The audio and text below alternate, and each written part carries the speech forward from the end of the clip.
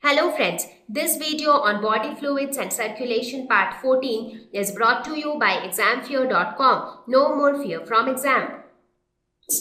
So now let us talk about the main pumping organ of the human circulatory system, that is heart. So let us now talk about the human heart, which is the main organ behind the entire process of circulation, because it is the main pump. If the heart stops pumping, the entire flow of blood will stop throughout the body. So it is a muscular pumping organ. Now please remember that this muscular nature of heart is extremely important, because had the heart not been muscular, it would have not been able to act as a pumping organ, because the heart basically acts as a pumping organ because of its contraction and expansion, and that is possible only because of its muscular nature, that is because of the presence of the muscles. It is located in the thoracic cavity between the lungs. So if you actually look at the location of the heart, this is how it is located. So you have both the lungs on two sides. If this is one lung, this is the left lung, and in between heart is located. It is little tilted towards the left, and that is why you would have observed that the left lung always leaves a little bit of space here. That is, the left lung is always little bit of curved here. That is because the heart is tilted towards the left. The size of the heart is almost equal to the size of a human fist. So it is not that big if you see. It is a small structure, but it controls the entire circulation process. It weighs around 300 grams, which is again not too heavy. It beats around 1 lakh times a day. So the beating of the heart, when I say the heart is beating, so this beating of the heart is nothing but due to the contraction and relaxation of the muscles of the heart. So the muscular nature of heart is extremely important in the functioning of the heart. Now the question is, why does the heart beat and when does the heart beat? So this beating of heart will be understood only when we actually know how this entire process of circulation happens. Then you'll get to know that when do we say that the heart is beating. Heart is made up of cardiac muscles. Now you remember when we were talking about the muscular tissue, I said that there are three types of muscular tissues. One is the voluntary muscles, the second is the involuntary muscles, and the third one was the cardiac muscles, which has some behavior of the smooth muscles and some behavior of the skeletal muscles. So these cardiac muscles are exclusively present in the heart, and one speciality of the cardiac muscles is that they can actually get signal on their own. They do not need a signal from the brain always. Now we will see what does that mean. It is due to the presence of this cardiac muscles that the cardiac contraction or the cardiac movements of the heart is possible. So we will see what is the speciality of these muscles.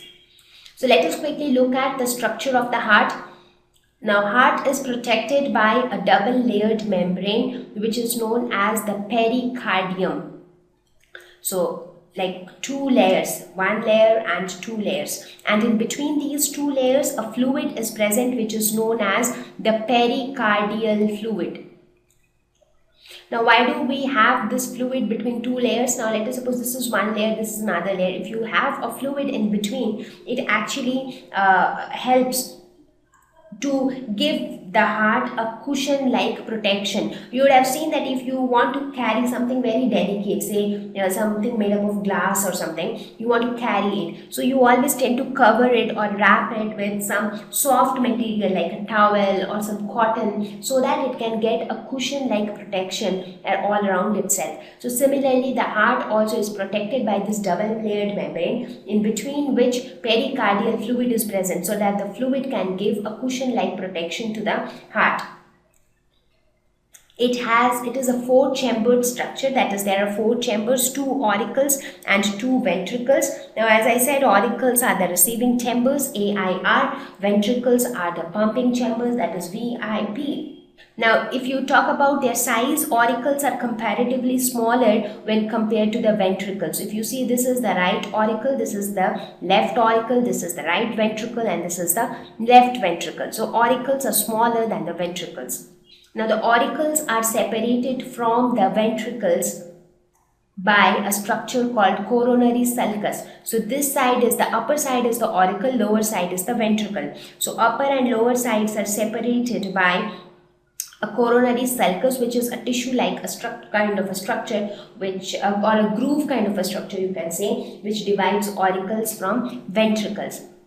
Similarly, the two auricles are also separated from each other. For example, right and left auricle are separated from each other by intra-auricular septum, which is nothing but a thin muscular wall. So if this is the heart, let us suppose this is the heart, and it is divided into 4 chambers, that is right auricle, left auricle, right ventricle, and left ventricle.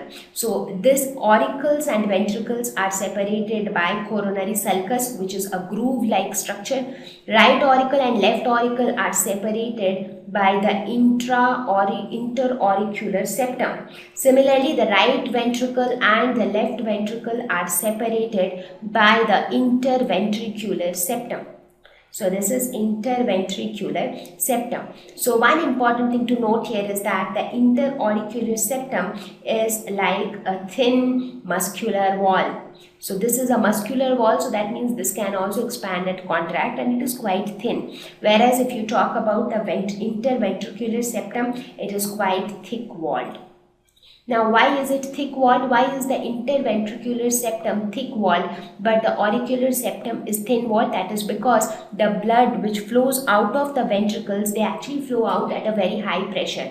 And in order to manage that high pressure, you need thick walled vessels. Otherwise, what will happen if blood is flowing at a very high speed under very high pressure? It will actually leak out through thin walls. So that is why, in order to manage with the high pressure of blood in the ventricles, the ventricles themselves are also thick walled, and the interventricular septum is also thick walled when compared to the interauricular septum. So this is a brief idea about the structure of the human heart. So now we will talk about the various valves which are present in the heart. Now in the heart, these 4 chambers are there, but how to regulate the flow of blood from one chamber to another? How do we know when the blood has to be there in the right auricle, when it has to flow into the left ventricle, again when it should not flow back to the right auricle? How to manage or regulate all those stuff? So for that, there are several valves which are present inside the heart between these chambers, and these regulators are known as valves. So let us look at the various types of valves which are present in the heart. So let us now see what are the different valves present in the heart. Now each valve opens one way and controls the flow of blood. As I said, valves are exactly similar to the doors which we have in our house. They regulate the entry and exit of particles. So here the purpose of valve is to control or regulate the flow of blood. So all the valves which are present inside the heart, they open only one way. So they do not allow backflow. So that is how they have been constructed. So let us see what are the different types of valves. Pulmonary valve. So where is it present? This is the pulmonary valve. Just keep on looking at the big figure also so that you get to know which is pulmonary valve. So these are the 2 window panes or door panes of the pulmonary valve. So when they close, it will be closed. When they open, they will allow blood to flow. So this is pulmonary valve, and it is present between the right ventricle and the pulmonary artery. So this is the right ventricle and this is the pulmonary artery. So it is present between them. So when it closes, blood cannot flow through this. When it opens, then the blood can flow from the right ventricle to the pulmonary artery. Now in order to understand this, I feel it will be better if I draw the same diagram with which I was explaining you how blood double circulation occurs in case of human beings. So let us quickly do that.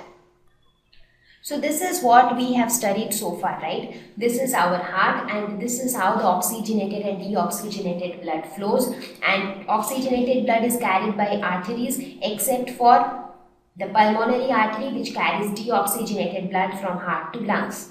Similarly is the case with veins. So we have studied all these things by now. Now when I talk about pulmonary valve, it is present between the right ventricle. So this is the right ventricle here, and the pulmonary artery. So this is the pulmonary artery which is going to carry this deoxygenated blood to the lungs. So in between these two is the pulmonary valve present. So pulmonary valve is present between right ventricle and the pulmonary artery. So this is the right ventricle and this is the pulmonary artery. So when this valve is open, only then blood can flow, only then the deoxygenated blood can flow to the lungs. So when this valve is closed, it cannot flow to the lungs.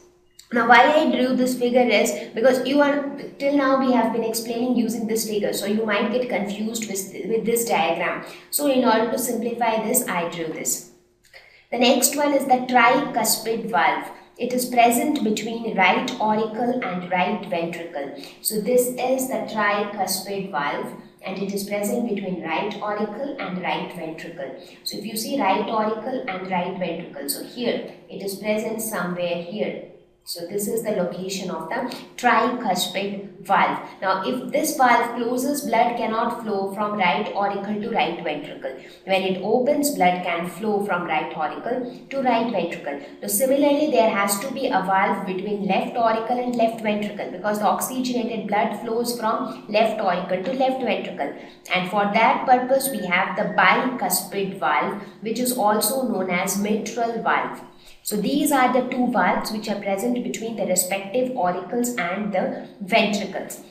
So here if you see, this is the mitral valve or the bicuspid valve, this one.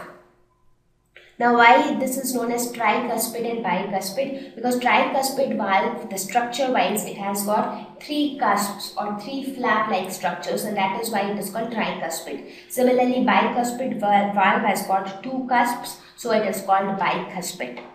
And then the last valve, that is the aortic valve. It is present between the left ventricle and the aorta. So where is the left ventricle? This is the left ventricle and the aorta. That is, what is aorta? It is the largest artery.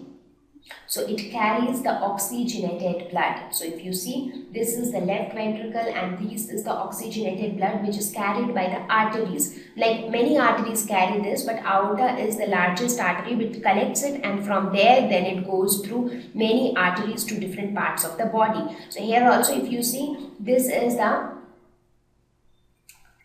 aorta.